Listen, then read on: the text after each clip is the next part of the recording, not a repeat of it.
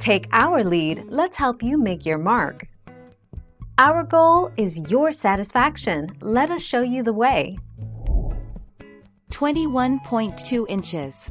The groundhog blizzard dumped 21.2 inches of snow at Chicago's O'Hare Airport January 31, Feb.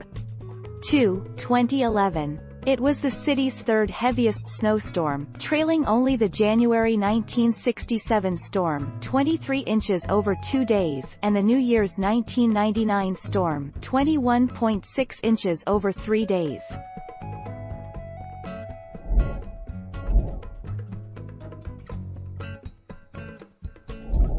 Make your mark, take our lead.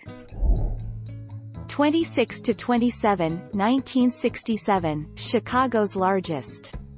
26, 1967, and didn't stop until a record-breaking 23 inches had accumulated the next day, according to the National Weather Service, making it the worst snowstorm recorded in Chicago history.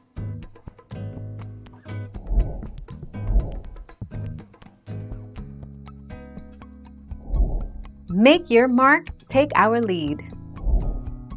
On average, Chicago gets about a foot more snow each winter than New York. While the coldest average monthly temperature in New York bottoms out at 27 degrees, Chicago's average lows in winter months are 18 degrees or colder. Chicagoans make up for those rough winters by embracing the outdoors the rest of the year. Thank you for watching. Please subscribe and hit the bell notification.